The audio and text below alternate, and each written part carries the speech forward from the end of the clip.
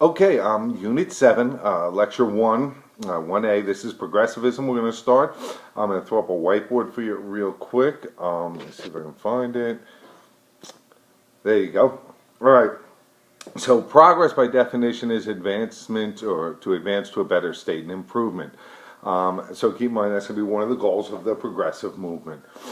All right. The progressive era is the period after the Gilded Age, in which the progressives attempt to correct the problems of society, the excesses of the Gilded Age, and the income disparity that was a result of rapid industrialization. So some of the other causes of the progressive era would include better working conditions for the poor, getting rid of company towns, ending child labor. Okay, so I hope you've got the whiteboard. There's quite a bit of vocab up there. Okay, so the progressive movement begins in the early 20th century.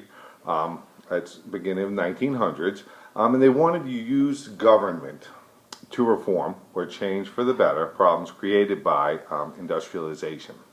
Right? So progressives had three main goals.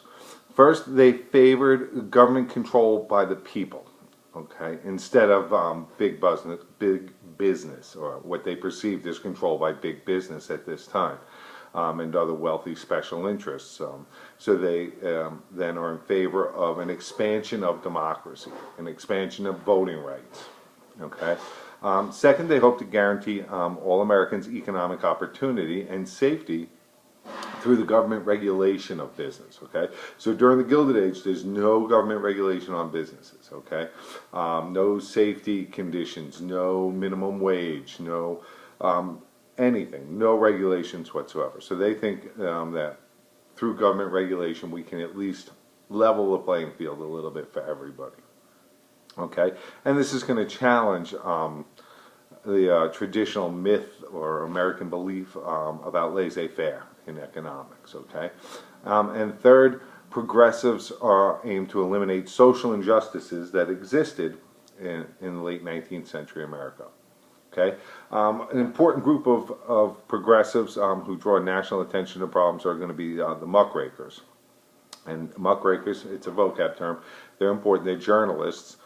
They draw attention through investigative reporting to the problems in society. They expose the social and political evils of American society and politics and culture.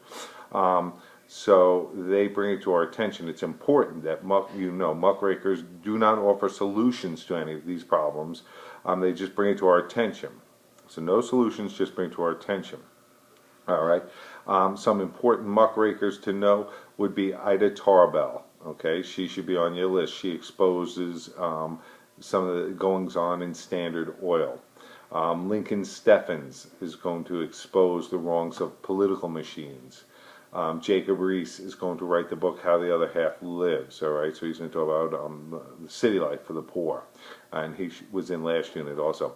Upton Sinclair, I think many of you may be familiar with. He writes The Jungle, and he exposes some of the horrific goings on in the meatpacking industry. We're going to read a little bit of him in class, just enough to turn your stomach and probably stop you from eating hot dogs or salami or anything like that again.